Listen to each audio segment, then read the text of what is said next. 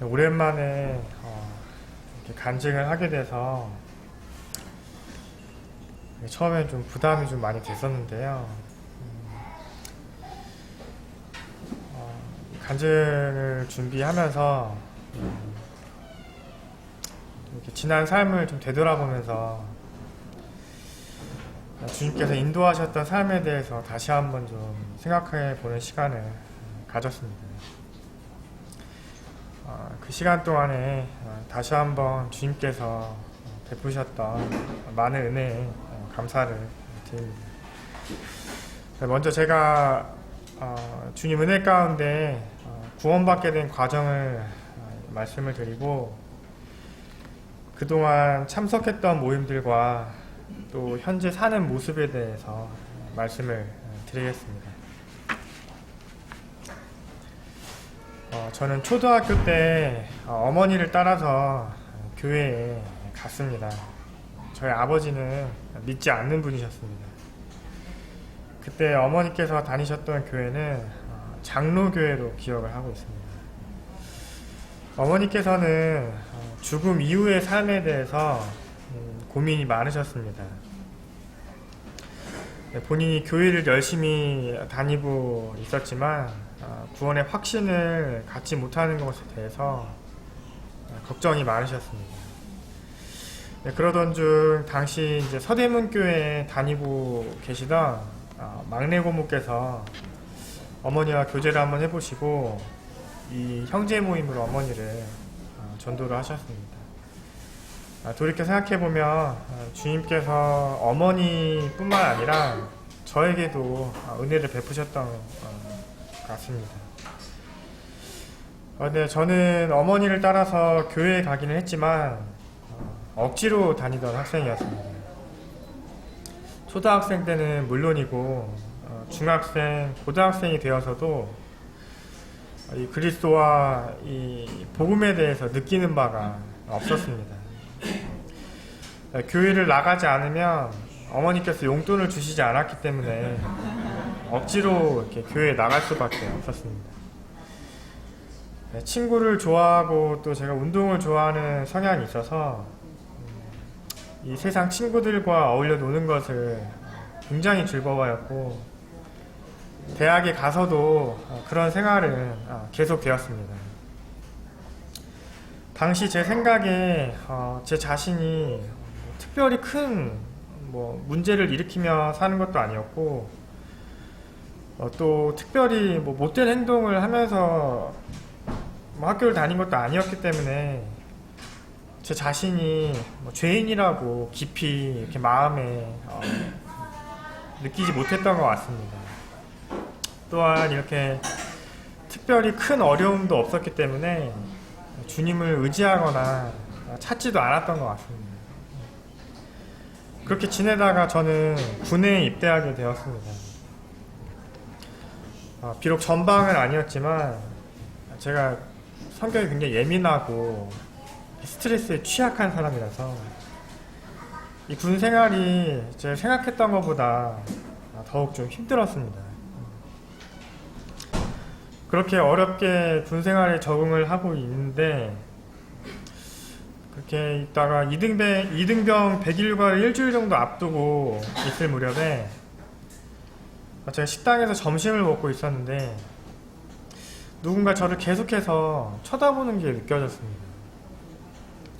그분은 제가 속한 중대장님이셨는데, 저는 속으로 제가 이렇게 쳐다보면 눈을 피하고, 이렇게 있다가 쳐다보면 눈을 피하고 이렇게 해서 왜 이렇게 나를 쳐다보나, 무슨 일이 있는 건가, 이런 좀 생각이 들었습니다. 근데 그날 오후에 중대장님께서 저를 따로 부르셨고 저에게 아버지께서 이 가난 말기인 상황을 말씀하시면서 살아나실 확률이 높지 않은 수술을 앞두고 있다고 알려주셨습니다. 그 소식을 들었을 때 저는 정말 황당했습니다. 이 아버지께서, 누군가의 아버지가 암에 걸려서 돌아가시는 일은 저는 드라마 속에서나 이렇게 나올 법한 다른 사람에게는 일어나기도 하지만 그게 저한테는 일어날 것 같지가 않은, 나와는 상관이 없을 것만 같은 일이라고 생각을 했기 때문입니다.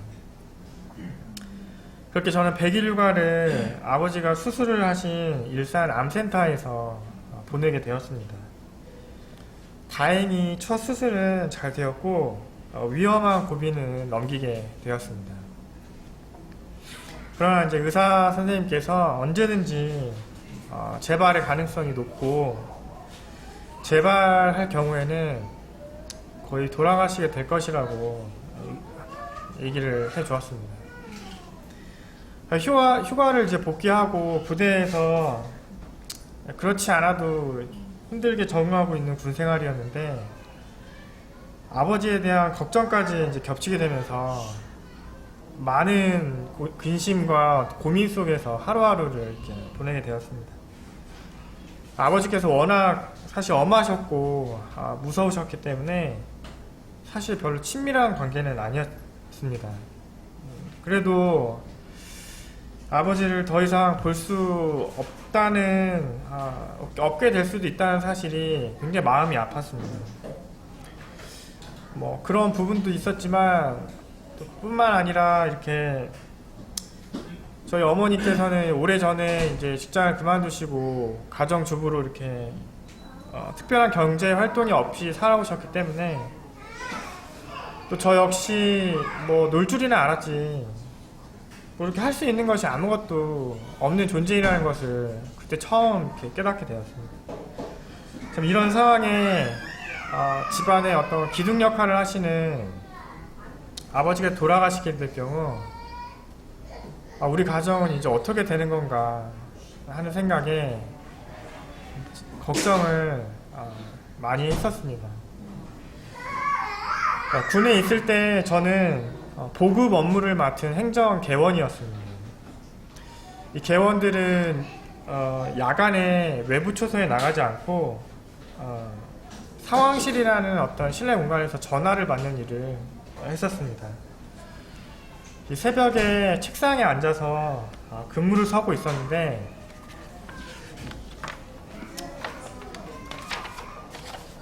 이렇게 아무리 고민을 해봐도 더 이상 이 상황이 제 스스로 해결할 방법이 없다라는 생각이 들었습니다. 제 머릿속에 남은 마지막 한 가지 희망은 그동안 그렇게 교회 사람들이 저한테 이야기해 주셨던 하나님이셨습니다.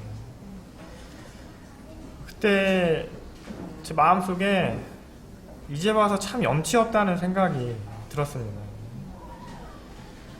그런데 저에게 남은 한 가지 희망이 하나님이셨고 더 이상 이 염치나 어떤 자존심을 내세워서 하나님께 의탁드리는 것을 거부할 수가 없는 상황이었습니다.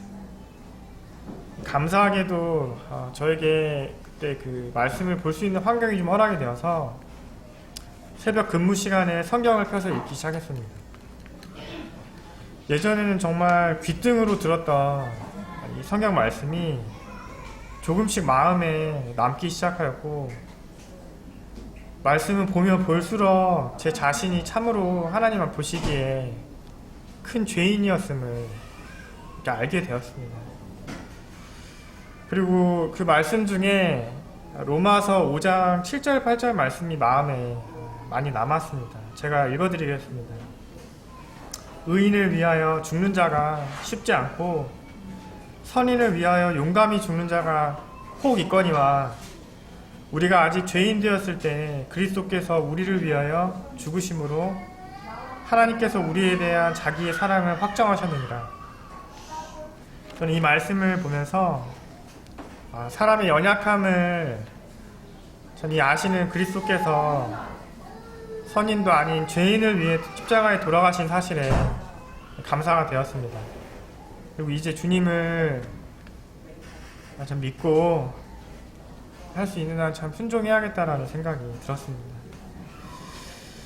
비록 저에게 정말 안 좋은 일이 일어났지만 이 일을 통해서 하나님을 의지하게 하시고 또 하나님과 그리스도께서 어떠한 분이신 것을 말씀을 읽게 하셔서 알게 하시고 구원을 베푸신 것이었습니다.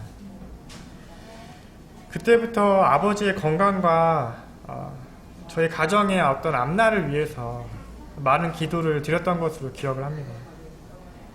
나름대로 아버지의 회복을 위해 간절히 기도를 드렸다고 생각을 했는데 군생활이 1년여쯤 되었을 때 결국 암이 재발하셨고 돌아가시게 되었습니다.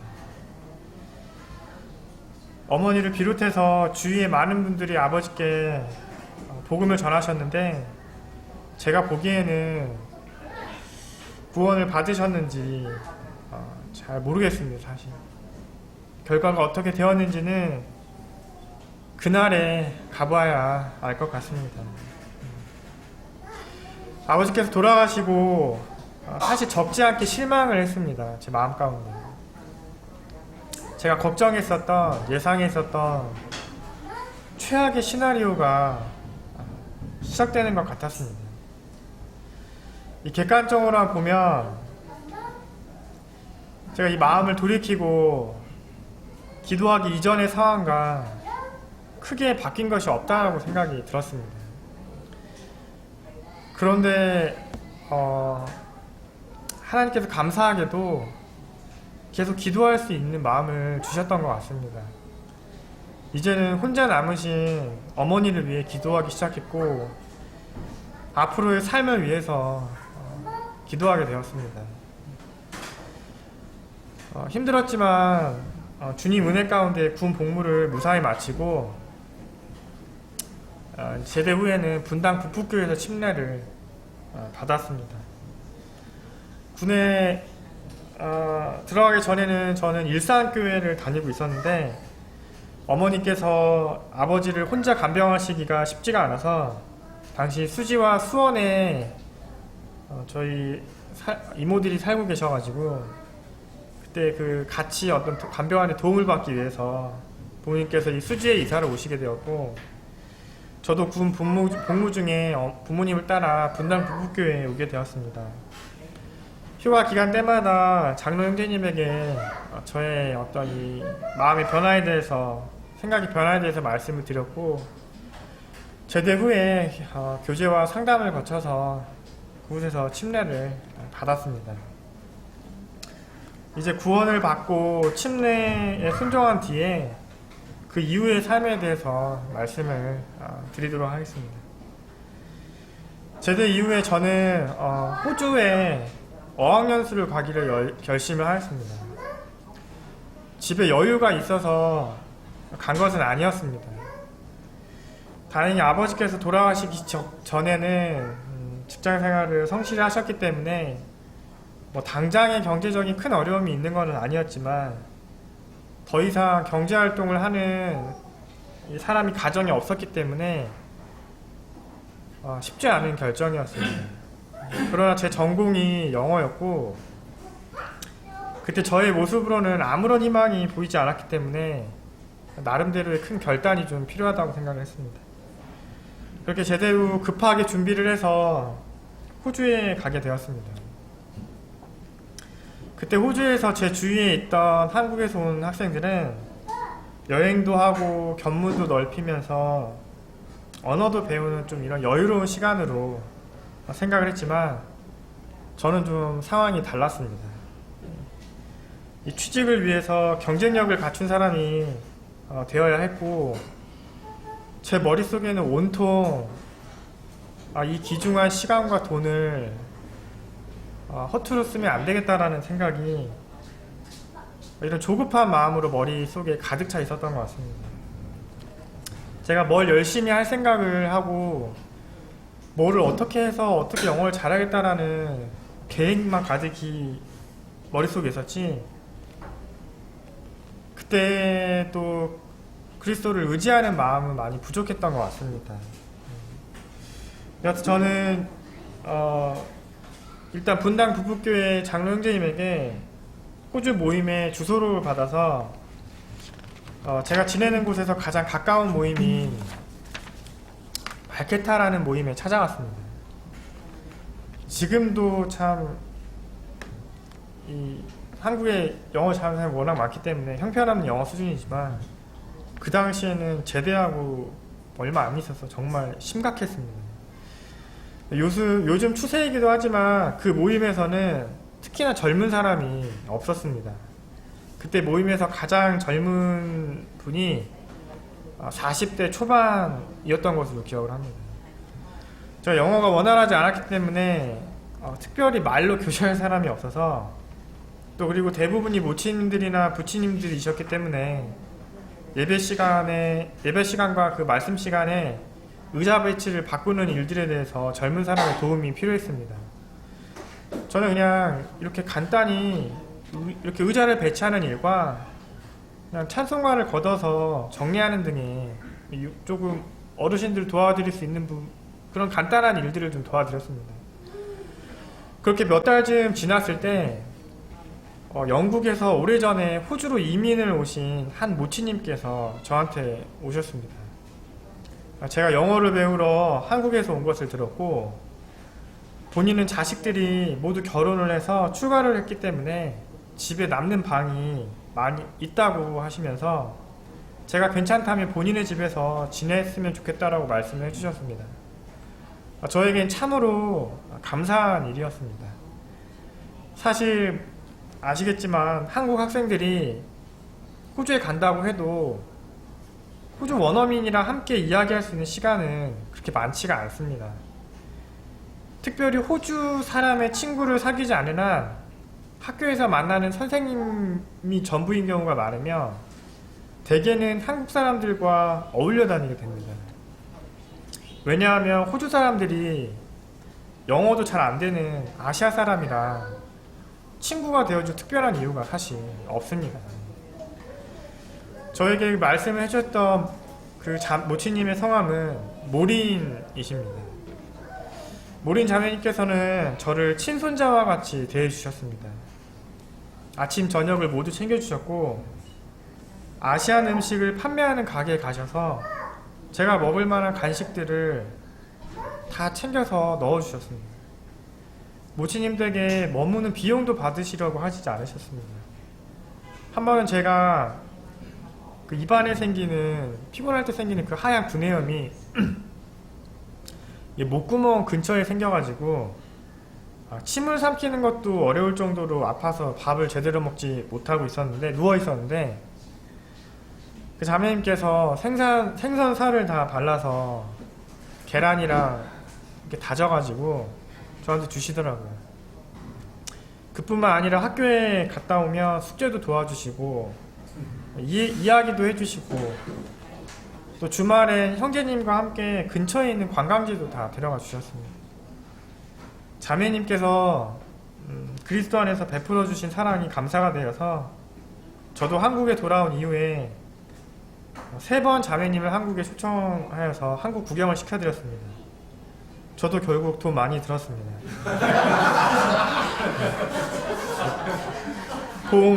봄, 여름, 겨울 이렇게 오셨고 언젠가 가을에도 한번 초대를 드릴 예정입니다. 그때 서수지 모임에도 모시고 오겠습니다.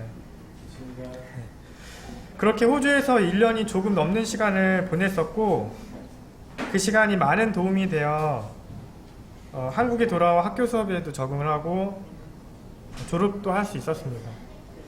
그 이후 작은 회사이지만 영어를 사용하는 일로 취업을 할 수 있게 되었습니다. 제가 호주에서의 일을 말씀드리는 이유는 군에 있던 그 암담한 시절에 아버지가 아프시고 또 나중에 아버지께 돌아가시고 난 후에 앞날에 대해 많은 걱정을 하면서 기도했던 저에게 하나님께서 베푸신 은혜에 대해서 고백드리려고 말씀을 드렸습니다. 저는 이 모치님께 받은 사랑을 통해 물론 모치님께도 감사를 드리지만 하나님께 감사를 드리게 되었습니다. 그 자매님 저를 언제 본 적이 있고 무슨 관계가 있으며 뭐가 제가 예쁘다고 호의를 베푸셨겠습니까? 하나님께서 모린 자매님을 통해서 하나님께서 모린 자매님에게 저를 긍휼히 여기는 마음을 주셨고 그렇게 인도하신 것이라고 저는 생각합니다. 그리고 모린 자매님께서 저한테 하셨던 행동들이 결국 그리스도께서 영광 받으시는 선행인 것을 배우게 되었습니다.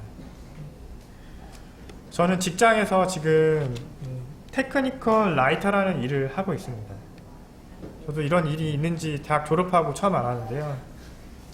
이 일은 해외로 수출하는 이런 전자제품 안에 들어가는 매뉴얼이 있는데 그 매뉴얼을 영문으로 제작을 하고 그 영문을 바탕으로 45개국어로 번역을 해서 다국어 매뉴얼까지 제작을 하는 일을 하고 있습니다. 이 일은 원래 기계 제품을 좋아하고 잘 다루는 사람이 합니다.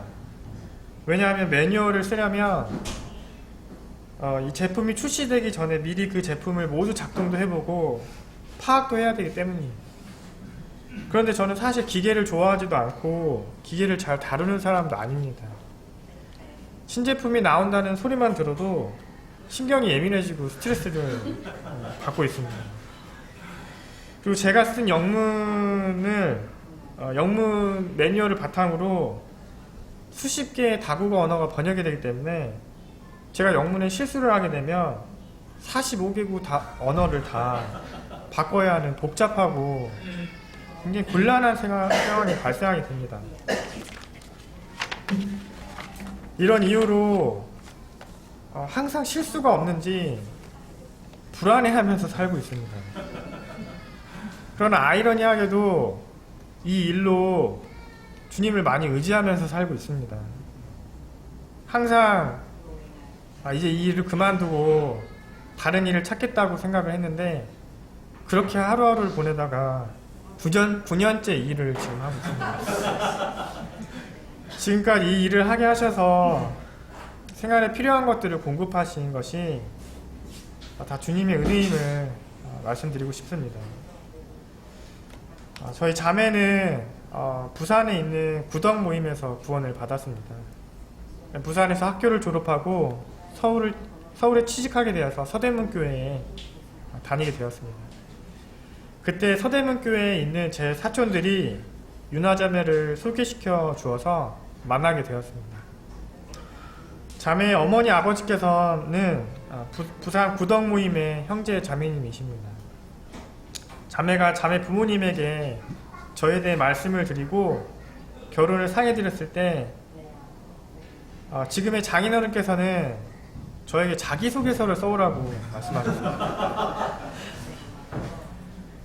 이 자기소개서를 써오라는 소리를 처음 들었을 때 속으로 좀 많은 생각을 했습니다.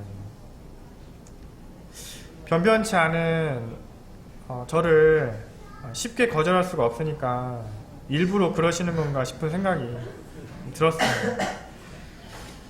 그런데 곰곰이 생각을 해보니까 오히려 자기소개서를 통해서 제 진심을 더 자세히 전달드릴 수 있을 것 같다는 생각이 들었습니다. 저는 위에 앞서 말씀드린 제 구원 간증과 함께 그냥 제가 지금 있는 상황에 대해서 솔직하게 적었습니다. 제가 자매를 사랑하고 있고 자매와 결혼해서 그리스도를 섬기는 가정을 이루고 싶다고 적었습니다. 제가 특별히 잘난 것이 없었기 때문에 장인어른께 장담드릴 수 있는 것은 없지만 주님 의지해서 살면 주님께서 선하게 인도하시리라고 믿는다고 적었습니다. 편지를 드린 이후에 큰 기대 없이 일단 부산에 인사를 한번 드리러 내려왔습니다.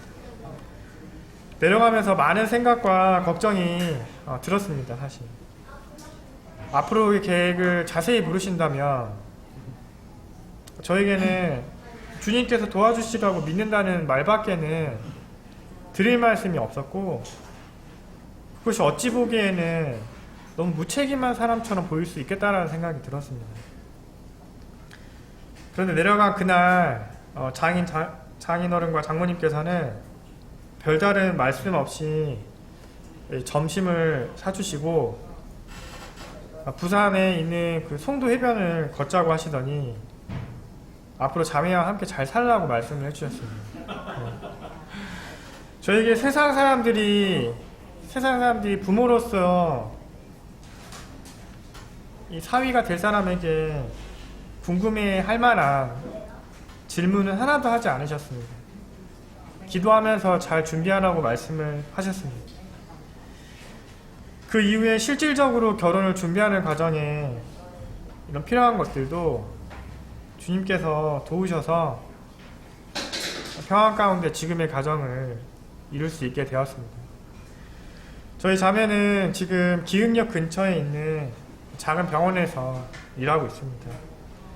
둘 다 부족한 부분이 많이 있습니다. 그러나 하루하루 주님 은혜로 이렇게 서로의 부족한 부분을 도우면서 그리스도께 배우면서 살아가고 있습니다.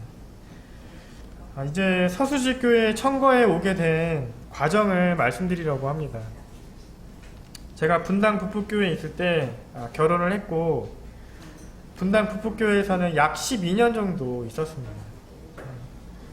그런데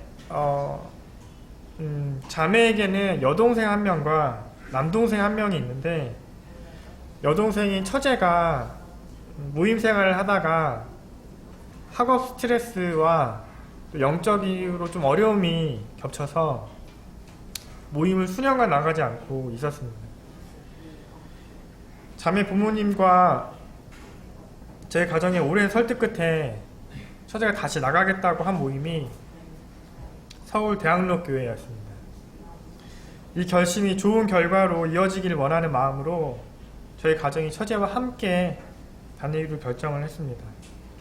저 또한 분당 부부교회에 10년이 넘는 시간이 있었고 새로운 곳에 가서 또 새로운 형제 자매들과 교제해보고 싶은 마음도 있었습니다.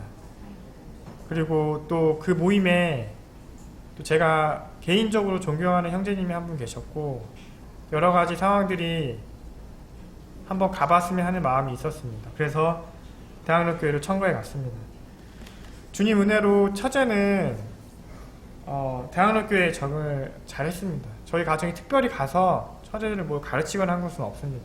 그냥 함께 있어 주었고 이렇게 좀 늦게 오거나 안 나올 때 눈치를 주는 그 정도, 그 정도가 전부였는데 처제가 이렇게 대학로교회에 잘 적응을 했고 잘 다니다가 작년에 인천 모임에 있는 형제와 결혼을 하였습니다. 지금 인천의 미추홀 모임이라는 곳에서 참석하고 있습니다. 저희 가정이 대학로 모임에는 약 3년 정도 있었습니다. 감사하게도 대학로 모임에 있는 성도님께서 부족한 저희 가정을 좋게 봐주셨습니다. 또 저희가 또 알고 계시는 형제님과 아까 말씀드렸던 형제님들이 계셔서 사람 가운데 많은 것들을 교제할 수 있는 시간이었습니다. 하지만 용인에서 제가 용인에 지금 보정동 쪽에 살고 있는데요. 서울 종로에 있는 대학로 모임을 다니는 것이 쉬운 일이 아니었습니다. 오는 길에 차가 많이 막히면 제 아들이 한 명 최주원이라고 있는데요. 네. 이 길이 많이 막히면 멀미로 좀 고생을 했고 한 2년째 되던 해부터는 직장에서 일로 수요 집회에도 참석하지 못하게 되었습니다. 대학로 모임을 떠나고 싶지 않은 마음에 거리를 좁힐 수 있는 곳으로 이사도 생각해 봤지만 자매 직장도 용인에 있고 또 용인에 사시는 어머니를 생각해 보니까 방법이 마땅치가 않았습니다. 그래서 집 근처에 지역 모임으로 옮기기로 마음을 결정을 하였습니다. 지역 모임으로 옮기는 것을 결정한 후에 원래는 대학로 모임을 다니기 이전 모임인 분당 부부교회로 돌아갈 계획이 컸습니다. 그런데 무작정 분당 부부교회로 돌아가기보다는 집 주위의 모임을 한번 돌아보는 것이 좋겠다는 생각이 들었습니다. 왜냐하면 그곳에는 이미 또 많은 형제자매님이 있었고 또 저희 가정이 대학로 모임이라는 곳에 이런 새로운 모임에 가서 새로운 형제자매들과 교제하게 된 것도 좋은 경험이었고 또 그곳에서 주님께서 많은 것들을 경험하게 하신 것이 기억났기 때문에 다른 모임들도 방문해 보기로 마음을 먹었습니다. 근데 사실 많은 모임을 돌아보지는 못했습니다. 그 모임들 중에서도 결정하는 것이 쉽지는 않았습니다. 그러나 저희 가정이 이 서수지 교회에 마음을 두게 된 것은 어떤 특정한 개인이나 그런 것을 인한 것은 아니었습니다. 그리고 또 제가 여기 와서 보니까 이 서수교회 굉장히 열심히 많은 행사들을 또 하고 계시고 또 굉장히 많은 일들을 하고 계시는 것을 제가 보게 되었는데 제 개인적으로 제가 이런 어떤 외부에서 하는 일들에 대해서 큰 관심이 없었기 때문에 그런 어떤 외부적인 행사로 제가 이곳을 결정을 한 것은 아니었습니다. 그러나 단 한 가지 모습이 제 마음에 많이 남아 있었고 그 모습이 참 제 마음속에 아름답게 남아 있었습니다. 그것은 바로 수요 말씀 이후에 참석했던 형제 자매님들이 모여서 나누셨던 교제의 모습이었습니다.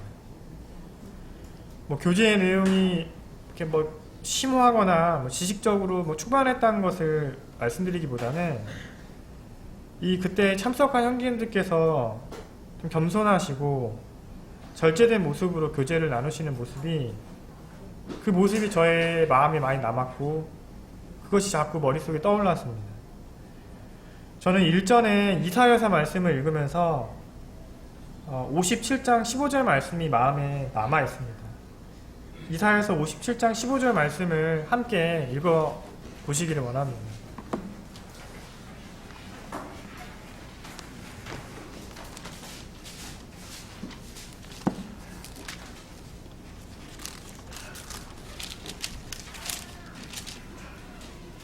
지극히 존귀하며 영원히 거하시며 거룩하다 이름하는 이와 이가 이와 같이 말씀하시되 내가 높고 거룩한 곳에 있으며 또한 통회하고 마음이 겸손한 자와 함께 있나니 이는 겸손한 자의 영을 소생시키며 통회하는 자의 마음을 소생시키려 함이라. 어차피 사람은 모두 불완전한 존재라고 생각합니다. 각 사람에게는 연약한 부분들이 있으며 아무리 머리가 좋고 능력이 있는 사람일지라도 결국 사람은 하나님께서 함께 해주셔야 바로 설 수 있는 존재라고 생각합니다. 방금 읽으신 말씀에 높고 거룩한 곳에 계시는 하나님께서 함께 하시는 사람은 통회하고 마음이 겸손한 자라고 나와 있습니다. 통회하고 마음이 겸손한 자는 완전하신 하나님께서 직접 그 사람의 영과 마음을 수생시켜 주시기 때문에 바로 설 수 있는 것이라고 생각합니다. 그런데 안타깝게도 사람은 본성적으로 교만하고 자신을 드러내기를 원하는 성향이 강한 것 같습니다.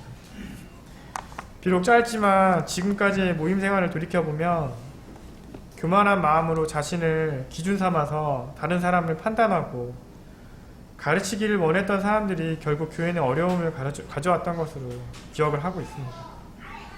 본인의 지식과 판단하에 모든 사람을 그 밑으로 두려는 마음으로 동일하게 성령을 가지고 있는 그리스도의 인도하심 가운데 있는 형제를 자신의 생각과 기준에 맞추려고 하여 어렵게 하는 모습들이 제 머릿속에 그리고 제 마음속에 상처로 남아있는 부분이 있습니다.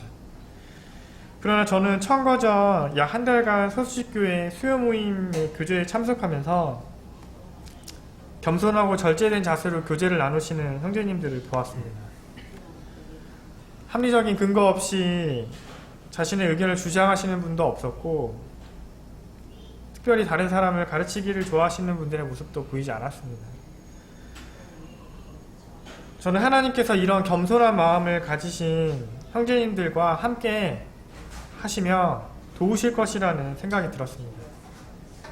우리의 부족함을 인정하고 머리 대신 그리스도를 의지할 때 그리스도께서 그분의 몸인 교회를 이끌어 나가실 것이라는 믿음이 저한테 있었습니다.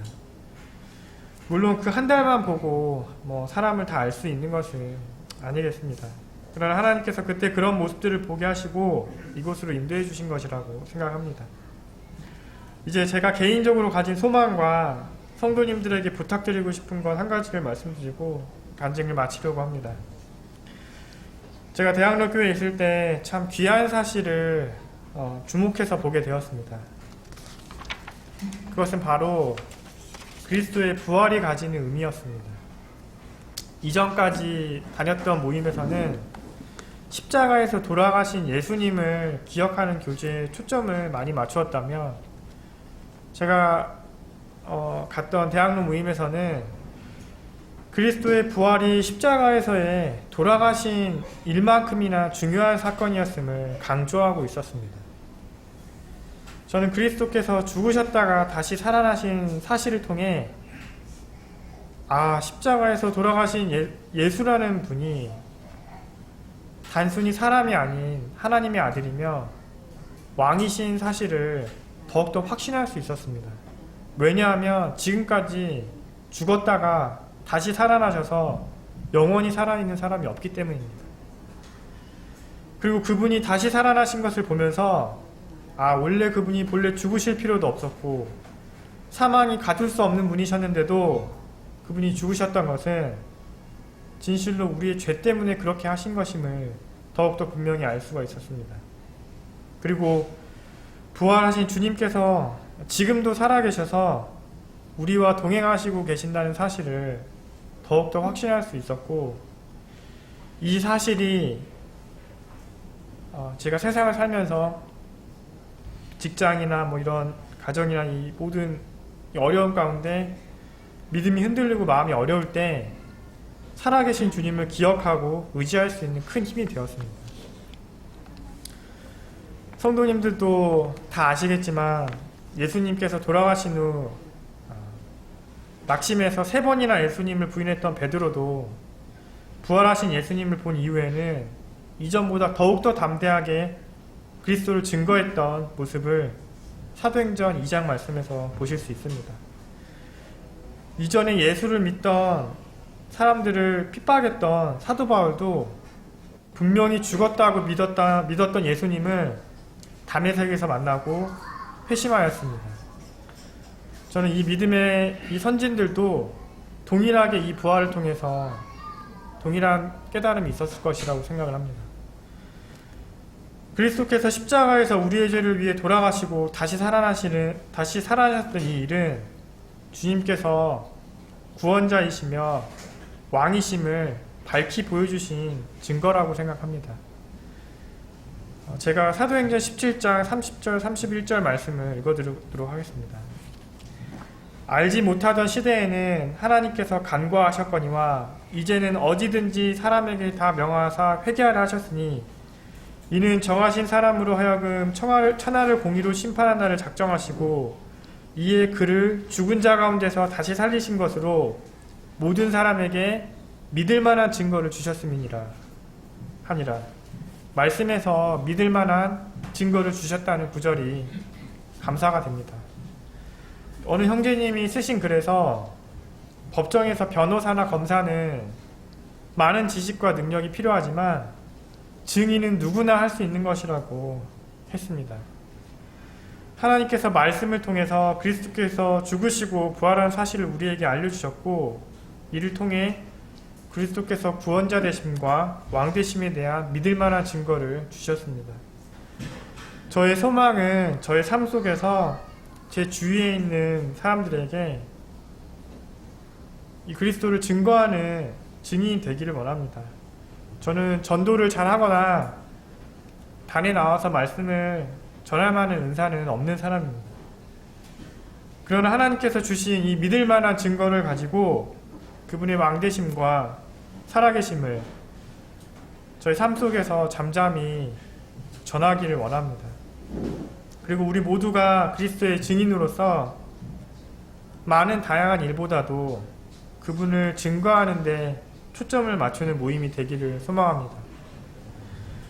또 하나의 소망은 인자와 진리로 서로를 배려하고 기도해주는 관계가 되기를 소망합니다. 잠언 3장 3절에서 4절 말씀을 함께 보시기를 원합니다. 잠언 3장 3절부터 4절 말씀입니다. 인자와 진리가 너에게서 떠나지 말게 하고 그것을 내 목에 매며 내 마음판에 새기라. 그리하면 내가 하나님과 사람 앞에서 은총과 귀중히 여김을 받으리라. 제 자신이 성격이 급하고 제 인자함이 많이 부족한 형제입니다. 그러나 화를 내고 짜증을 내고 나면 항상 이 말씀이 떠오릅니다. 실제로 화를 내고 싶었지만 참았을 때, 비방하고 싶었지만 참았을 때 조금 시간이 지나 그렇게 참은 것이 얼마나 다행이었는지 그런 경험이 종종 있습니다. 정말 성질대로 했었으면 정말 창피했었겠구나, 가슴을 쓸어내린 적이 많이 있습니다. 지금 여기서 우리가 함께 모여서 주님을 섬기고 있지만 언제 또 다른 곳으로 가게 될지는 아무도 모릅니다. 우리는 각자 현재 처한 상황이 다르고 살아가는 환경도 다르고 성격도 다릅니다. 이 부분을 기억하고 함께 있을 때 인자함으로 서로를 배려해주고 연약함을 들춰내거나 비방하지 않는 관계가 되기를 원합니다. 그렇게 할 때 하나님과 사람 앞에서 우리 모두가 은총과 귀중히 여김을 받을 것이라고 생각합니다. 저는 외동아들이라 잘 몰랐습니다만 저희 자매는 3남매입니다. 근데 그 3남매를 보면서 느낀 것이 있었습니다. 결혼한 이후에. 저희 장인어른께서 이 3남매에게 가장 바라시는 것은 이 3남매가 서로를 위해서 사이좋게 지내는 것이었습니다. 하나님께서도 동일한 마음을 가지고 있으실 것이라고 생각합니다. 끝으로 부탁을 드리고 싶었던 내용은 이것은 괜한 우려일 수도 있습니다. 그렇지만 부탁을 드립니다. 왜냐하면 이전 교회에서 약간 부담을 느낀 적이 있었기 때문에 말씀을 드립니다. 다름이 아니고 저는 학교에서 영어 통번역학을 전공을 했습니다. 영어 통역 번역을 줄여서 영어 통번역이라고 합니다. 그리고 아까 말씀드린 것처럼 저는 관련된 일을 하면서 살고 있습니다. 그러나 문제는 제가 영어를 그다지 잘하지 못한다는 것입니다. 저도 진심으로 안타깝습니다.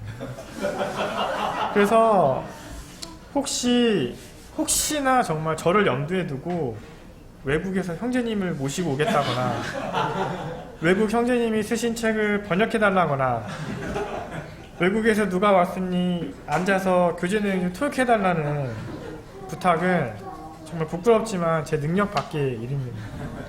그 점을 꼭 잊지 않으시기를 부탁을 드립니다. 긴 내용을 들어주셔서 감사드립니다. 제가 살아온 이런 디테일한 내용은 기억하시지 않으셔도 됩니다. 그러나 다만 진짜 연약하고 부족해서 걱정과 고민이 한도 끝도 없었던 이런 형제에게 지금까지 주님께서 베푸셨던 은혜와 그분께서 인도하셨던 것만을 기억해 주셨으면 좋겠습니다. 언젠가 한 번은 저희 처제가 이제 대학생 때였는데 이렇게 때마다 시마다 이렇게 필요할 때마다 이렇게 적절한 시기에 저희 장인어른께서 핸드폰을 이렇게 척척 교체를 해주시더라고요. 그 모습을 보는데 참 마음속으로 이렇게 부럽다는 생각이 들었습니다.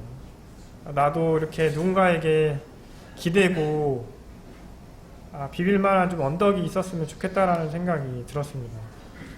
왜냐면 저는 아버지 돌아가신 이후로 뭔가를 하나 할 때마다 굉장히 많은 생각과 고민을 하면서 살았는데 어떤 그런 부모가 다 살아계시고 부모가 이런 필요한 것들을 공급해주는 모습을 보면서 마음이 되게 부럽다는 생각이 들었습니다. 근데 다 세월이 지나면서 하나씩 느끼는 것은 하늘에 계신 아버지께서 이런 부분들을 긍휼히 여기시고 인도해 주신다는 것들을 기억하게 되고 앞으로의 인생도 성격상 고민이 많고 걱정이 많은 것은 어쩔 수 없는 일이지만 주님께서 선하게 인도하실 것을 믿습니다. 왜냐하면 그분이 선하신 분이시기 때문입니다. 이상입니다.